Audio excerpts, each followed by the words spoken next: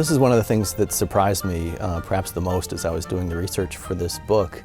I had started out imagining that the current interest in sex was actually just a product of our contemporary culture, our sexualized culture.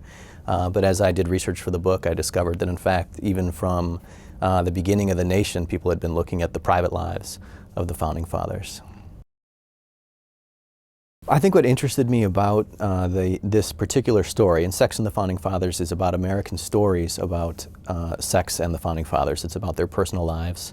And I think many people find sex and personal lives, romance, love, family life as an important way to connect and relate to the Founding Fathers.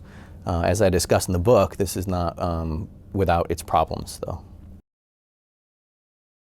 Well, this claim that in fact knowing the personal lives of the Founding Fathers is going to get us somehow at the true Founding Father or the real man behind the marble is an interesting claim. It's something that we hear today, but it's in fact a pretty old, I would say tired claim almost. In fact, it's been dragged out even from the very earliest biographies that in fact by knowing their personal life we'll get to the true man. The problem with this is ultimately we know so little, one problem with this is ultimately we know so little really about their private lives. They are, after all, private. I mean, I am an historian of sex and gender, and so historians operate on evidence and documentation.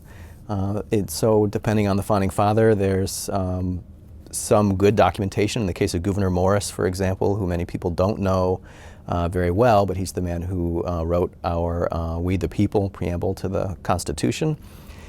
He left very detailed diaries, so we know a lot about his experiences and his identities.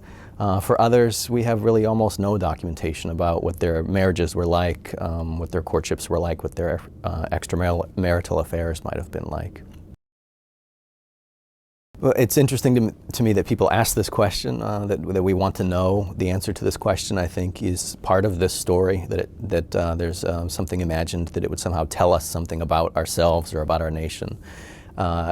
In answer to the specific question, we don't have a lot of documentation about the nature of their relationship. The scholarly consensus now is that paternity is almost certain.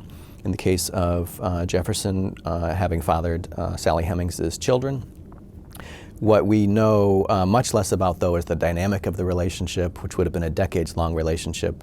Her son, after both of them are gone, described the relationship he described his mother as Jefferson's concubine.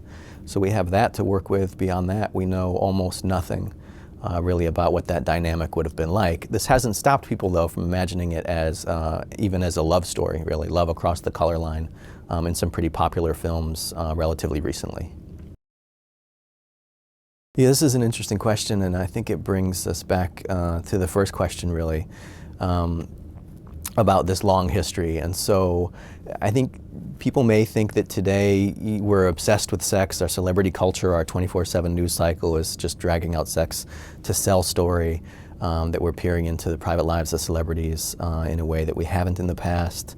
What's perhaps surprising to some people to learn, though, is that in fact so many of the Founding Fathers saw their names in the press attached to sexual stories. So Washington, for example, during the American Revolution saw himself being described as an adulterer, even saw himself depicted in an engraving as a cross-dresser.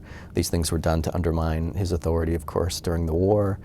Jefferson saw in print the story of his relationship with Sally Hemings, Franklin, Hamilton, the list goes on. So many of the Founding Fathers saw these stories in print in their lifetimes.